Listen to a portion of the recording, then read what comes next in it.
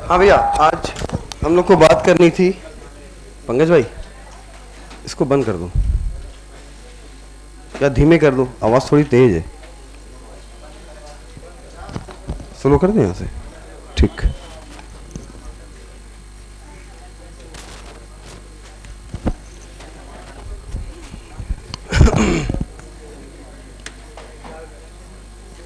हाँ भैया, हम लोग को बात करनी है आइसोमेरिज्म की, ठीक है।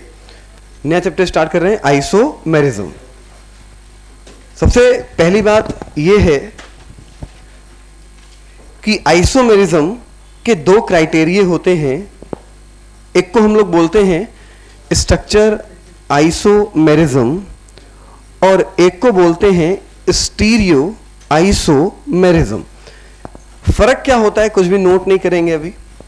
फर्क क्या होता है स्ट्रक्चर आइसोमेरिज्म में और स्टीरियो आइसोमेरिज्म में।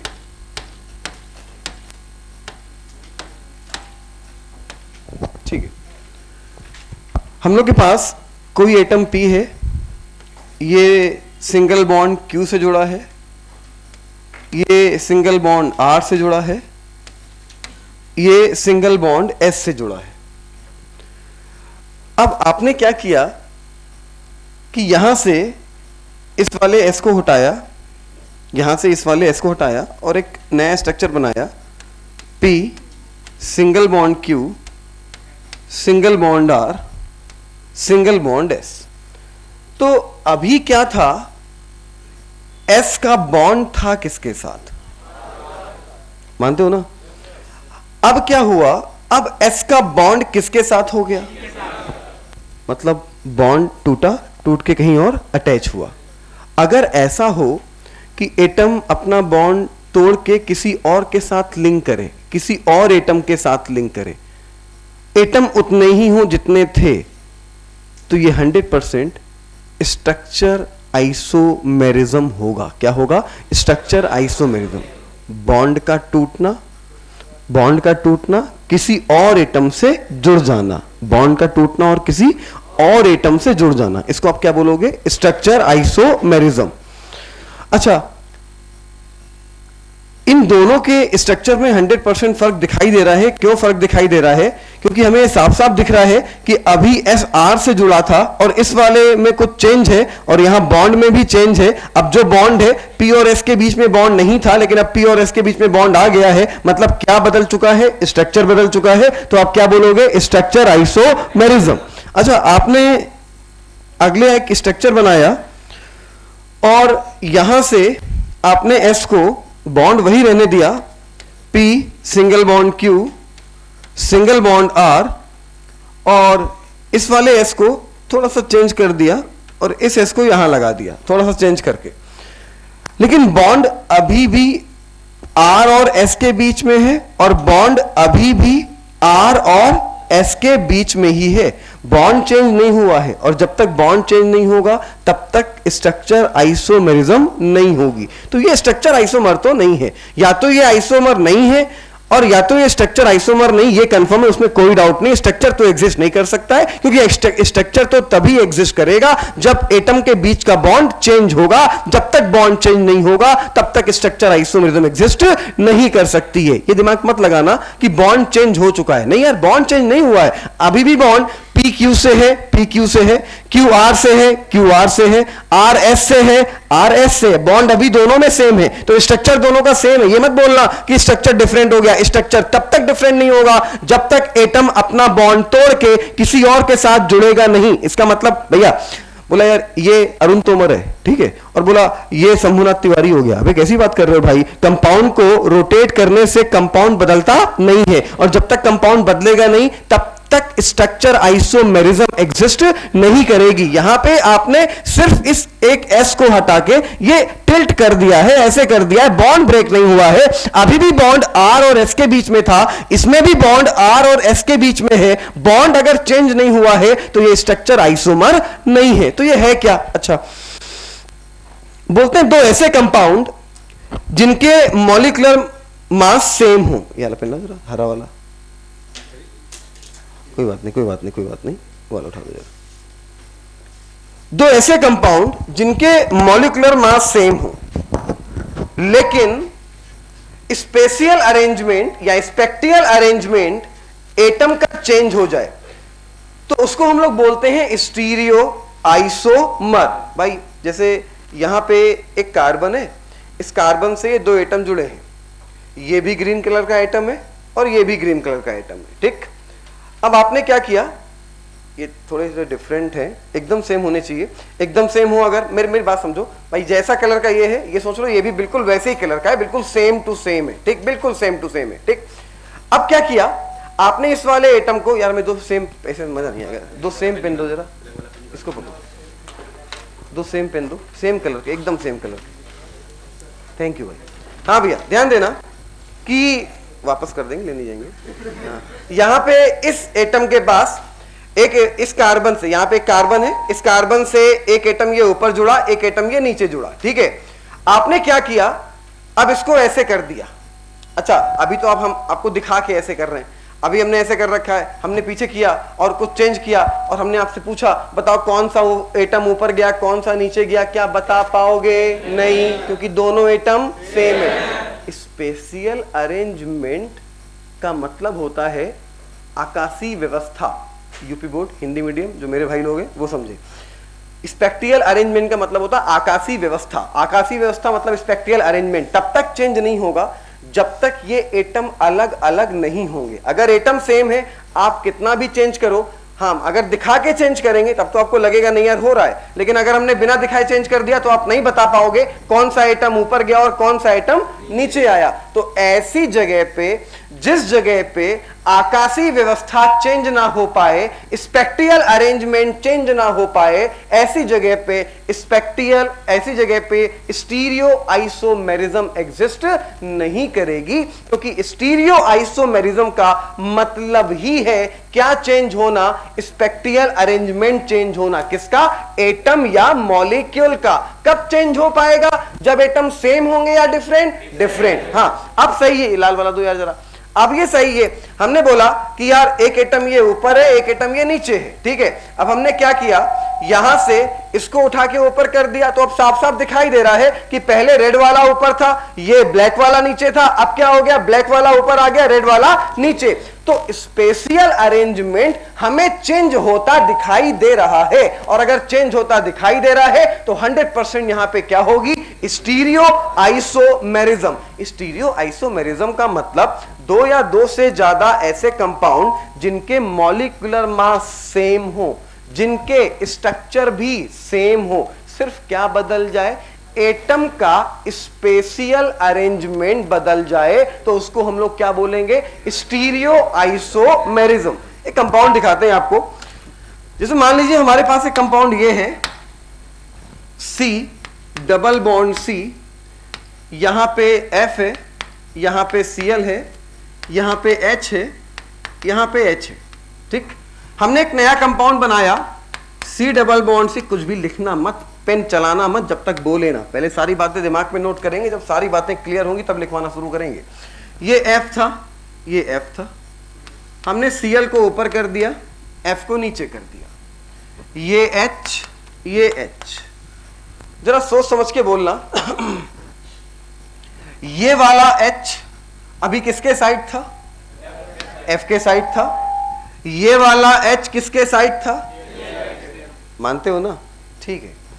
अब बताओ इस वाले Cl के साइड कौन है, पहले भी Cl के साइड कौन था, अभी भी Cl के साइड कौन है, पहले F के साइड कौन था, Fe भी, अभी भी F के साइड कौन है। क्या स्पेशियल अरेंजमेंट बदला? नहीं बदला भैया, अगर बदलता तो इसके साइड पे कोई और दिखाई देता।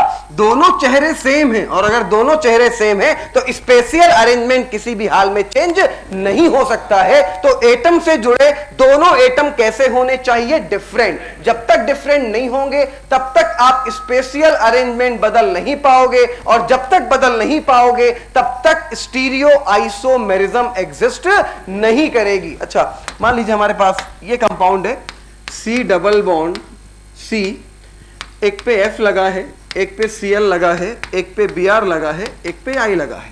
एक और कंपाउंड बनाया, यहां पे F, यहां पे I, यहां पे Br, यहां पे Cl। एक बात बताना सिंपल सी, F के साइड पे कौन है?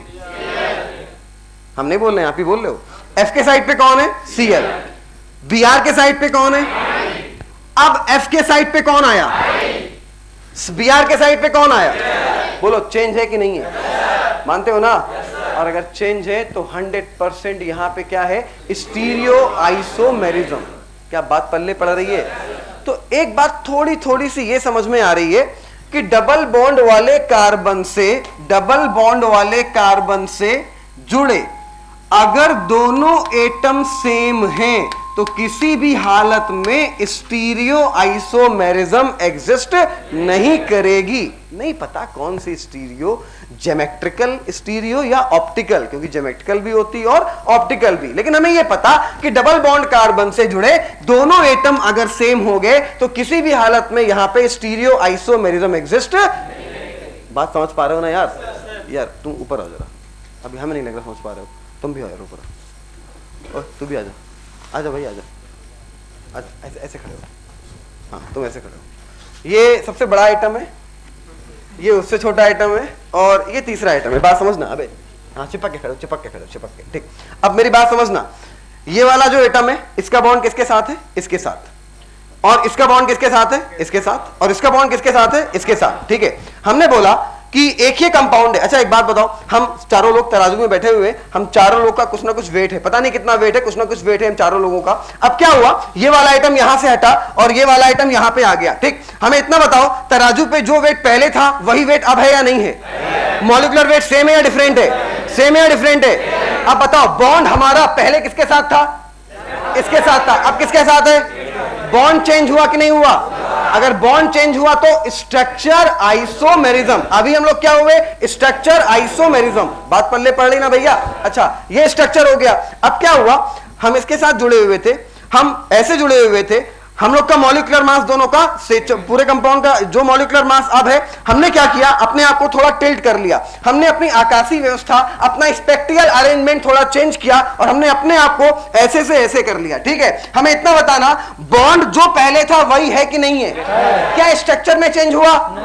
सिर्फ एटम का अरेंजमेंट बदला है, और अरेंजमेंट बदला है तो उसको आप क्या बोलोगे? Stereo isomerism. अब मेरी बात समझना, अभी मान लो इस सीरीज का एक नाम है, कुछ भी नाम है, XYZ कुछ भी नाम है। ठीक, इसका बॉन्ड इसके साथ है, इसका बॉन्ड इसके साथ है, इसका बॉन्ड इसके साथ है। हम अगर यहां जुड़ गए ना तो 100% बॉन्ड टूटा होगा, हम यहां जुड़े होंगे तो इस सीरीज का नाम भी बदल गया, क्योंकि पहले बॉन्ड इसके साथ था, अब बॉन्ड इसके साथ, स्ट्रक्चर बदला तो नाम भी बदला होगा। तो इन दोनों के नाम अलग अलग हैं, लेकिन हम इसकी बात करें तो जो नाम इसका है और वही नाम इसका है, नाम सेम है। नाम का मतलब होता है IUPAC नेम। कौन सा नाम? IUPAC name. तो जो IUPAC नेम अभी था वही IUPAC नेम अभी है, दोनों के स्ट्रक्चर सेम है। वेट अबे जो वेट अभी था ना पूरे कंपाउंड का, वही वेट अभी भी है, मॉलिक्यूलर मास भी सेम है, स्ट्रक्चर भी सेम है। क्या बदला है? Spatial arrangement. और अगर स्पेशियल अरेंजमेंट बदला है तो आप क्या बोलोगे? Stereo isomerism. बात पल्ले पड़ रही है? जॉब बैठो जाके। हाँ भैया, स्टीरियो आइसोमेरिज्म की जो पहली ब्रांच होती है वो ज्योमेट्रिकल आइसोमेरिज्म होती है। और ज्योमेट्रिकल आइसोमेरिज्म हम लोग कहां कहां देखते हैं? ज्योमेट्रिकल आइसोमेरिज्म हम लोग देखते हैं एल्कीन में, हम लोग देखते हैं साइक्लोएल्केन में, हम लोग देखते हैं ऑक्साइम में, हम लोग देखते हैं कीटो ऑक्साइम में, हम लोग देखते हैं एल्डो ऑक्साइम में, हम लोग देखते हैं एजो कंपाउंड में। ये 6 कंपाउंड होते हैं जिनमें हम लोग चेक करते हैं ज्योमेट्रिकल आइसोमेरिज्म। अच्छा सबसे पहली बात एल्कीन में चेक करना। एल्कीन का मतलब डबल बॉन्ड किसके बीच में? कार्बन कार्बन के बीच में। तो किसी भी एक डबल बॉन्ड कार्बन पर, किसी भी एक डबल बॉन्ड कार्बन पे, मान लो अभी इस पे सेम किया था, अब ये कर लेते हैं Cl Cl, यहां पे कर लिया CH3, यहां पे कर लिया F। अब हमें एक बात बताओ, CH3 के साइड पे कौन है? F के साइड पे आपने एक नया कंपाउंड बनाया और इस नए कंपाउंड में इस वाले CH3 को नीचे कर दिया, F को ऊपर कर दिया, इस वाले Cl को ऊपर कर दिया, इस वाले Cl को नीचे कर दिया। हमें सिर्फ एक बात बताना, अभी F के साइड पे कौन था? अभी भी F के साइड पे कौन है? अभी CH3 के साइड पे कौन था? अभी भी CH3 के साइड पे कौन है? क्या स्पेशियल अरेंजमेंट बदला? नहीं बदला। तो यहां पे स्टीरियो आइसोमेरिज्म एग्जिस्ट नहीं करेगी। 2017 आखिरी क्वेश्चन पूछा गया आइसोमेरिज्म का 2017 में। हमने बोला था आपसे, जो लोग हमसे पढ़े हुए हैं लास्ट ईयर उनको याद होगा, हमने आपसे लास्ट ईयर बोला था, याद करना उत्कर्ष तुम लोग, हमने लास्ट ईयर बोला था कि 3 से 4 साल से आइसोमेरिज्म का क्वेश्चन नहीं आया है, इस साल आएगा। आया कि नहीं आया? 3 साल से नहीं आ रहा था, इस साल हमने बोला इस साल 100% आएगा। और क्वेश्चन मिला आपको मेटामेरिज्म का, कॉपी में लिखाया क्वेश्चन, बहुत आसान क्वेश्चन था, कॉपी में लिखवाया था। सबसे छोटा ईथर जो 4 कार्बन का होता है वो मेटामेरिज्म। आसान सा क्वेश्चन था। अच्छा फिर बोल लें, इस साल भी आइसोमेरिज्म से क्वेश्चन आएगा। रीजन सुन लेना, 17 में आया, 16 में आया, 15 में आया, फिर 3 साल लगातार नहीं आया, फिर 2 साल आया, फिर। तो आइसोमेरिज्म का कुछ ऐसा चक्कर है कि आता है फिर 2-3 साल गैप करता है। तो 3 साल गैप हो चुका है, अब पहली साल आया, इस साल भी 100% आइसोमेरिज्म क्वेश्चन आएगा ही आएगा। इस साल से हो रहे, अगले साल का डाउट है, इस साल 100। आप उठा के देखना ना, अबे आपके पास नेट की बुकलेट होगी, आए हुए क्वेश्चन होंगे, आप उठा के देखना, ईयर देखना उसमें। 17 के बाद अब क्वेश्चन पूछा गया, 17 के पहले 16 आया था, उसके पहले 15 आया था, उसके बाद 2 या 3 साल का गैप था, फिर उसके बाद 2 साल लगा। तो कम से कम 2 साल लगातार रिपीट होता है, लगातार आता है आइसो का। तो अब पहले साल आया है, इस साल भी 100% आइसोमेरिज्म का क्वेश्चन आएगा, कोई डाउट नहीं। आएगा तो बहुत आसान क्वेश्चन होता है, बहुत आराम से निकाल लोगे। तो पहले हम लोग बात कर रहे हैं स्टीरियो में बात करने जा रहे हैं किसकी? ज्योमेट्रिकल आइसोमेरिज्म की। तो क्या इन दोनों कंपाउंड में स्पेशियल अरेंजमेंट बदला? नहीं भैया, अभी भी CH3 के साइड पे Cl था, F के साइड पे Cl था, अभी भी F के साइड पे Cl है और CH3 के साइड पे Cl है। ये मत बोलना कि बदला, क्योंकि यहां पे CH3 ऊपर था, अब CH3 नीचे हो गया। अरे नीचे ऊपर से मतलब नहीं है, हमें यह देखना है कि इसके साइड पे अब कौन है। इसके साइड पे अभी भी वही है जो पहले इसके साइड पे था, तो स्पेशियल अरेंजमेंट नहीं बदला है। तो दिमाग में एक बात आई कि डबल बॉन्ड कार्बन से जुड़े अगर दोनों एटम सेम हो जाते हैं तो स्टीरियो आइसोमेरिज्म एग्जिस्ट नहीं करती है। डबल बॉन्ड कार्बन से जुड़े दोनों एटम अगर सेम हो जाते हैं तो स्टीरियो आइसोमेरिज्म एग्जिस्ट नहीं करती है, क्योंकि अगर सेम हो गए तो आप किसी भी हालत में स्पेशियल अरेंजमेंट बदल पाओगे नहीं, और अगर बदल नहीं पाओगे तो स्टीरियो आइसोमेरिज्म एग्जिस्ट नहीं करेगी। तो लिखना शुरू करिएगा आइसोमेरिज्म में। हाँ बेटा, 2 पेज। ये इस बैच का पहला चैप्टर है, आपका कुछ छूटा नहीं है, क्योंकि हमने आपसे पहले भी बोला, जिन बच्चों को हमने जो टॉपिक पढ़ाए हैं, हम जो 2-3 टॉपिक छूटे हैं वो छूटे नहीं हैं। ये इस बैच का पहला टॉपिक है। अब जो इसके बाद आएगा उसका छूटा हुआ होगा, क्योंकि जो भी हम करा चुके हैं इस बैच में दोबारा हम वो टॉपिक एक एक पढ़ाएंगे। ये इस बैच का पहला टॉपिक है। और एक और खास बात सुन लेना जरा ध्यान से, वो लोग जिनके नीट में 130 नंबर से ऊपर आ रहे हैं वो इस बैच को ज्वाइन नहीं करेंगे, वो दूसरे बैच को ज्वाइन करेंगे। जिनके केमिस्ट्री में 130 से ऊपर नंबर आ रहे हैं वो दूसरा बैच ज्वाइन करेंगे, ये बैच ज्वाइन नहीं करेंगे। ये बैच उनके लिए है जिनके नीट का एग्जाम दिया हो, 130 से कम नंबर आ रहे हो, ठीक है। क्योंकि इस बैच में हम एकदम बेसिक से एकदम टॉप तक चलेंगे, एकदम बेसिक से एकदम टॉप तक, एकदम 100 तक लेके जाएंगे, उसमें कोई डाउट नहीं है। जिनका बेसिक जो हमसे लास्ट ईयर पढ़े हुए हैं फिर से ज्वाइन कर रहे हैं, तो जिनके 130 से ऊपर नंबर आ रहे हैं, 130 से ऊपर नंबर आ रहे हैं, वो लोग ये बैच ज्वाइन ना करके अगले हफ्ते दूसरा बैच स्टार्ट होगा वो ज्वाइन करेंगे, क्योंकि उस बैच में हम बेसिक नहीं बताएंगे। तो वो लोग बिल्कुल वो वाला बैच ज्वाइन ना करें जिनका बेसिक क्लियर नहीं, उसमें बेसिक नहीं बताएंगे, बस हवा की स्पीड से आगे बढ़ते रहेंगे। तो वो बैच वही लोग ज्वाइन करें जिनके 130 से ऊपर नंबर आ रहे हैं। ज्यादा अच्छा बैच ये वाला है उनके लिए जिनकी केमिस्ट्री बेकार है, ठीक है। जिनकी केमिस्ट्री में 130 से ऊपर नंबर आ रहे हैं वो ये बैच ज्वाइन ना करके एक हफ्ते बाद दूसरा बैच स्टार्ट हो रहा है उसको ज्वाइन करेंगे, ठीक है। भाई मुस्कुराने के लिए नहीं बोला था बेटा, कोई जोक नहीं मारा मेरे लाल। अच्छा, कुछ खास बात उसने कान में बोली क्या? मिलने का टाइम बताया क्या? अच्छा हाँ भैया ध्यान देना। लिखिएगा जरा, आइसोमेरिज्म में लिखिएगा, if two or more than two compound, if two or more than two compound having, if two or more than two compound having same molecular formula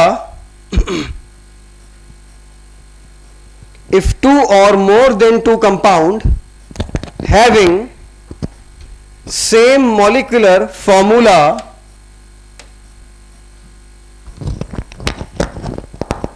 if two or more than two compound having same molecular formula, same structure,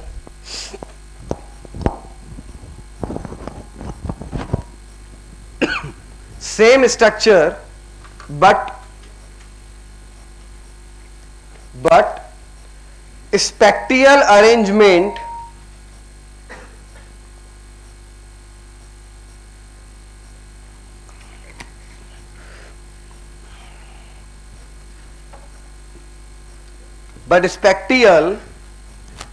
arrangement of atom, but spectral arrangement of atom will be different,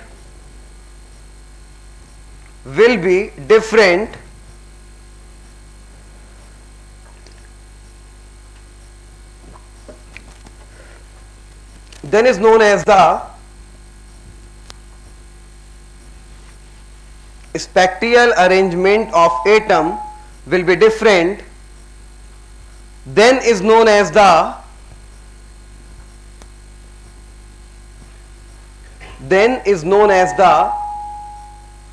stereoisomerism,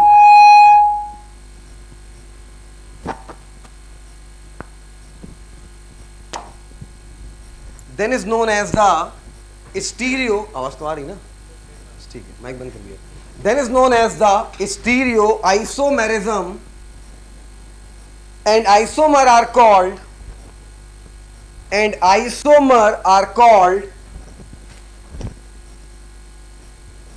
stereoisomer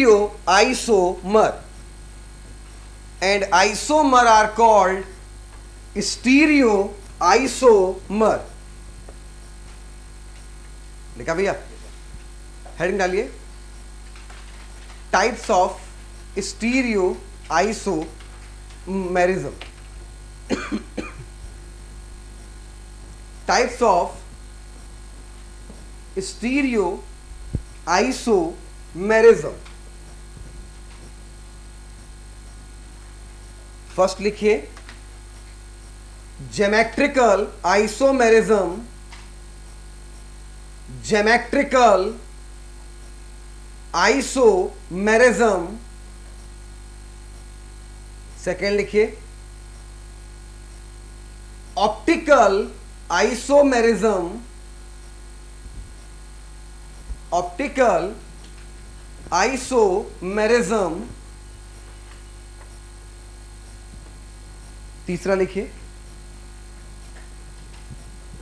conformation isomerism, conformation isomerism.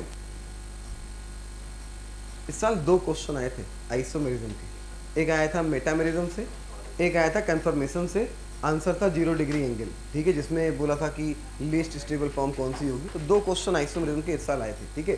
तो ये 100% confirm है कि जो coming year है जिसमें आप हो इस साल, आप नीट का एग्जाम दोगे, 100% आइसोमेरिज्म का क्वेश्चन आना ही आना है, क्योंकि मिनिमम 2 साल कंटिन्यू करता है फिर ब्रेक हो जाता है। 2-3 साल आप उठा के देखोगे ना इतिहास उसका, तो 3 साल आया, फिर 2 साल गैप, 2 साल आया, फिर 2 साल 3 साल गैप, तो इस तरह से आता है। तो इस साल आया तो 100% इस साल भी आएगा ही आएगा। हाँ भैया, हेडिंग डालिएगा ज्योमेट्रिकल आइसोमेरिज्म।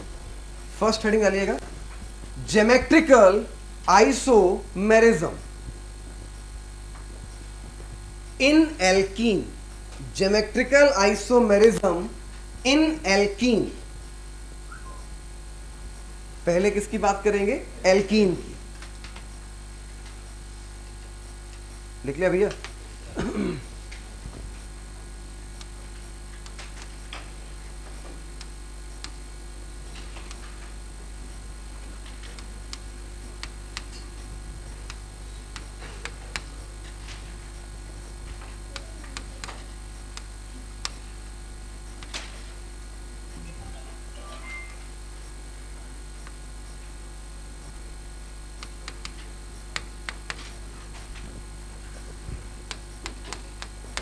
बनाइएगा नहीं अभी?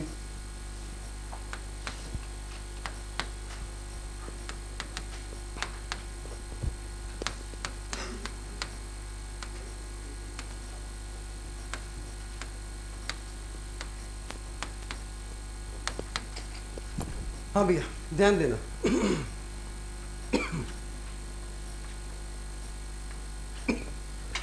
डबल बॉन्ड से जो एटम जुड़ा है, ये और ये, बोलो सेम है या डिफरेंट है? तो अभी दिक्कत नहीं है, अभी शो कर सकता है। लेकिन अगर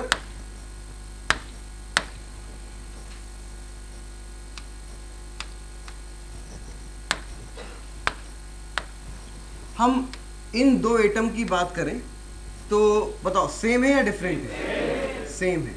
किसी भी एक डबल बॉन्ड कार्बन से जुड़े अगर दोनों एटम सेम हो गए तो ऐसी एल्कीन ज्योमेट्रिकल आइसोमेरिज्म शो नहीं कर पाएगी। रटना ही नहीं है, शो नहीं कर पाएगी। रट लिया ना? क्यों नहीं शो कर पाएगी? क्योंकि स्पेशियल अरेंजमेंट आप बदल नहीं सकते हो, तो ये तो शो नहीं करेगा। इस एल्कीन पे है डबल बॉन्ड कार्बन पे, इधर भी दोनों एटम सेम है, हाइड्रोजन हाइड्रोजन, और इधर भी दोनों के दोनों सेम है, तो ये भी एल्कीन ज्योमेट्रिकल आइसोमेरिज्म शो नहीं करेगी। चलो इधर आओ। डबल बॉन्ड कार्बन पे ये H और ये Cl सेम है या डिफरेंट है? अभी तक कोई दिक्कत नहीं है, शो कर सकता है। इधर वाले डबल बॉन्ड कार्बन पे है, बोलो सेम है या डिफरेंट है? सेम है, तो ये भी शो। किसी भी एक डबल बॉन्ड कार्बन पे अगर दो एटम सेम हो गए तो ज्योमेट्रिकल आइसोमेरिज्म एग्जिस्ट नहीं करेगी। हाँ इधर आओ। इस डबल बॉन्ड कार्बन पे कौन जुड़ा है? एक पे ए, एक पे बी, सेम है या डिफरेंट है? इधर आओ। डबल बॉन्ड कार्बन पे इधर दोनों एटम सेम है या डिफरेंट? 100% शो करेगा। सबसे पहला क्वेश्चन तो यही कि कौन शो करेगा और कौन शो नहीं करेगा। क्या होता है वो तो बात की बात है। अगर एल्कीन में किसी भी एक डबल बॉन्ड कार्बन पर जुड़े दोनों एटम सेम हो गए तो ज्योमेट्रिकल आइसोमेरिज्म एग्जिस्ट नहीं करेगी। जैसे बोलने वैसे लिखना, अंग्रेज बनने की कोई जरूरत नहीं है। लिखिएगा डबल बॉन्ड कार्बन से, इसी लैंग्वेज में लिखना, किसी भी डबल बॉन्ड कार्बन से जुड़े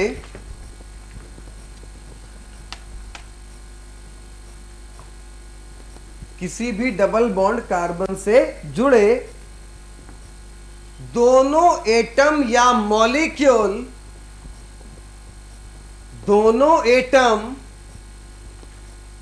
या मॉलिक्यूल डबल बॉन्ड कार्बन से जुड़े दोनों एटम या मॉलिक्यूल अगर सेम हो गए, अगर सेम हो गए तो ऐसी एल्कीन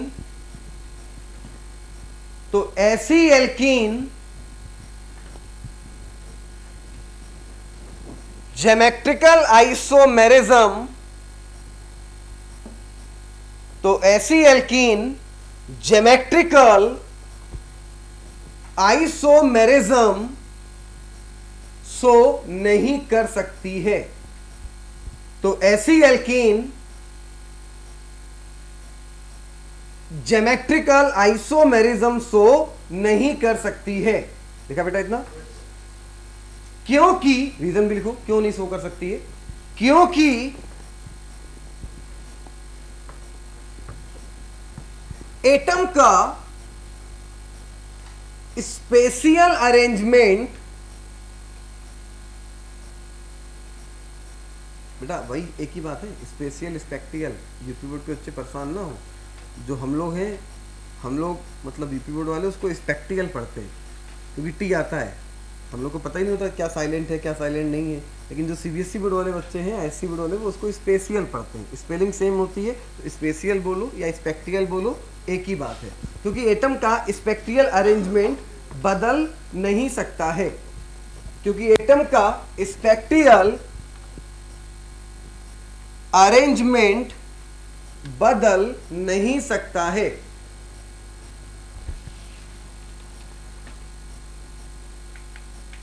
नोट कर लिया भैया? खटाखट बनाओ सारे एग्जाम्पल। जिन पे क्रॉस लगा है उनके सामने लिखते चलना, can not be so geometrical. जिन पे टिक लगा है उनके सामने लिखना सो ज्योमेट्रिकल आइसोमेरिज्म। चारों एग्जाम्पल नोट करो फटाफट। हाथ जोड़ के विनती, रट्टा ना मारना, एक भी एग्जाम्पल रटने की जरूरत नहीं है। दिमाग में एक बात रखनी है, किसी भी एल्कीन में एक भी डबल बॉन्ड कार्बन पर जुड़े दोनों एटम या मॉलिक्यूल अगर सेम हो गए तो ऐसी एल्कीन ज्योमेट्रिकल आइसोमेरिज्म शो नहीं करेगी।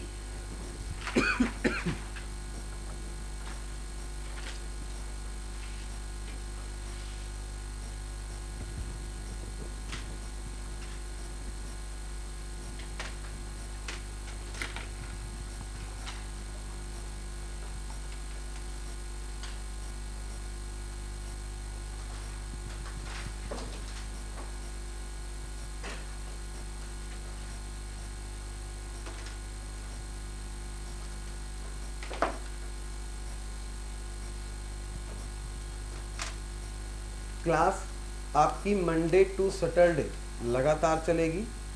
6 दिन क्लास केमिस्ट्री की लगातार है, जिसमें मंडे टू फ्राइडे लगातार पढ़ाएंगे और सैटरडे को जो आपको बुकलेट मिला करेगी उस बुकलेट को पूरे क्वेश्चन डिस्कस करेंगे।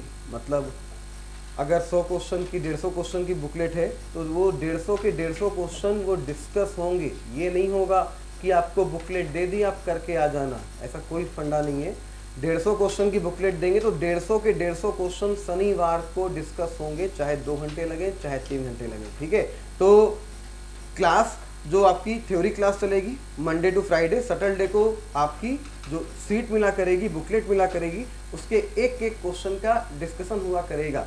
अलग से इसलिए रखा है क्योंकि सारे बच्चे मेहनती नहीं होते, कुछ हरामखोर भी होते हैं, ठीक है। सारे बच्चे सीट डिस्कस करना नहीं चाहते हैं, तो जो सीट डिस्कस करना चाहेंगे वो अपना उस क्लास में आ जाया करेंगे। जिनको डिस्कस नहीं करना हुआ करेगा, कहीं जाना हुआ करेगा, वो वहाँ चले जाया करेंगे। तो हम सीट का एक एक क्वेश्चन डिस्कस कराएंगे। इस बात से आप बिल्कुल बेफिक्र रहिए कि हमने सीट दे दी और ये बोल दिया आप लगा लेना, ऐसा कुछ नहीं है। एक एक क्वेश्चन डिस्कस कराएंगे, प्लस सैटरडे जब चैप्टर खत्म होगा तो नीट 34 ईयर के आए हुए क्वेश्चन सारे के सारे सैटरडे को ही खत्म किया करेंगे, साथ में आईआईटी मेंस के क्वेश्चन भी, ठीक है। तो शनिवार को वही लोग आएंगे जो वहां जाना चाहते हैं, कहाँ? मेडिकल कॉलेज, ठीक है। क्योंकि शनिवार का जो लेक्चर हुआ करेगा ना, वो हफ्ते भर तो थ्योरी पढ़ाई, ठीक है। हफ्ते भर थ्योरी पढ़ाने के बाद जो आपको बुकलेट दी उसके न्यूमेरिकल कराएंगे, 34 ईयर आए हुए क्वेश्चन एक एक लगवाएंगे, आईआईटी मेंस में आए हुए क्वेश्चन लगवाएंगे। इतना करवा देंगे ना, तो इतना करवाने का, ये कोई मुंह से बोल नहीं रहे हैं, ये लास्ट ईयर करवाया है। जो बच्चे पढ़े वो जानते हैं कि जो बोलते हैं वो करते हैं, ठीक है। तो मुंह से बात नहीं बोल रहे, करवाएंगे मतलब 100% करवाएंगे। और हमें ये भी पता है, ये मेरा वादा है, क्लास अगर पूरा भरेगा तो उस क्लास में 1/3 बच्चा आएगा, हमें पता है। क्योंकि जो नया बच्चा होता है ना, वही बच्चा आएगा जिसको एकदम अब डिप्रेस हो चुका है, जो उसको लग रहा है कि नहीं हमें सिलेक्शन लेना ही लेना है, और जो अभी यहाँ पे आके यहाँ की मोह माया में खो गया है, बात समझो, वो नहीं आएगा, हमें पता है। तो हम ये बोल रहे हैं शनिवार को अगर आप आना शुरू कर दोगे, ठीक है, क्वेश्चन डिस्कस करना शुरू करो, तो मेरा फायदा नहीं है। अबे काका तुम्हें कोई से डिस्कस नहीं कराता, पता कर लेना जाके कि 150 क्वेश्चन की या 250 क्वेश्चन की बुकलेट दे दी जाती है। हाँ, 10 क्वेश्चन तो डिस्कस करा दिए जाते हैं क्लास में देख के टेस्ट, लेकिन वो जो 150 क्वेश्चन की बुकलेट होती है ना, वो कोई डिस्कस नहीं कराता है। तो करा रहे हैं, हम इतनी मेहनत कर रहे हैं, तो साथ में अगर करोगे तो हमारा फायदा नहीं है, फायदा सिर्फ और सिर्फ आपका है। ये ज्ञान की गंगा नहीं बहा रहे हैं, ये सिर्फ और सिर्फ आपके काम की बात। कुछ लोग मन में बोले क्या यार ज्ञान की गंगा बहा रहा है, आगे बढ़ाओ। तो ज्ञान की गंगा नहीं बता रहे हैं, ये आपके काम की बातें दिमाग में रखना। शनि कोशिश कर रहा शनिवार को गोला मत मारना, क्योंकि शनिवार का लेक्चर खतरनाक इंपॉर्टेंट होगा।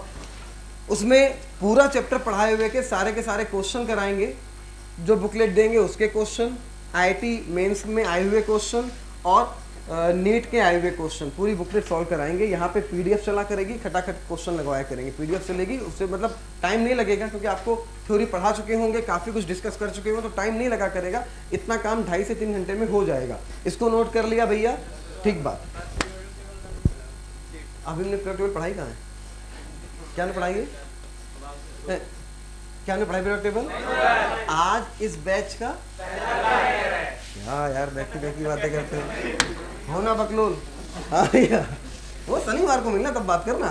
आप ध्यान देना जरा, C डबल बॉन्ड C, यहाँ पे अपने पास जुड़ा है CH3, ये जुड़ा CH3, ये जुड़ा Cl, ये जुड़ा F। बताओ भैया शो करेगा नहीं करेगा? पक्का? एक क्वेश्चन लिखो, which of the following compound, which of the following compound which of the following compound cannot be so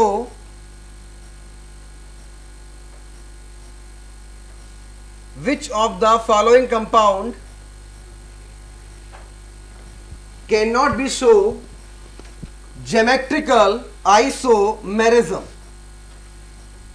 Which of the following compound cannot be so geometrical isomerism?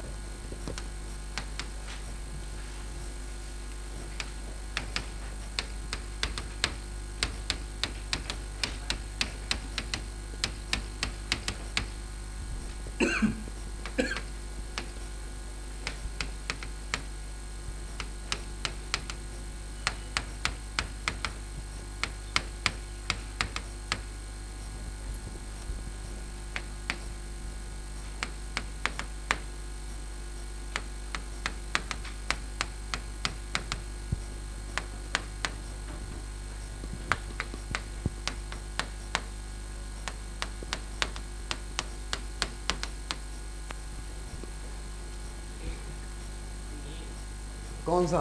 Simple है यार, 4th is the right answer. देख लो जरा जिनको clear ना हो भैया। पहला वाला ध्यान देना, कार्बन कार्बन के बीच में डबल बॉन्ड, ठीक है, कार्बन कार्बन में डबल बॉन्ड। इस कार्बन के पास एक बॉन्ड पे CH3 और एक बॉन्ड पे H, तो इस कार्बन पे कहीं भी जहां इच्छा करे, एक पे CH3 लगा दो, एक पे H लगा दो। इस डबल बॉन्ड कार्बन पे एक बॉन्ड पे H है, एक बॉन्ड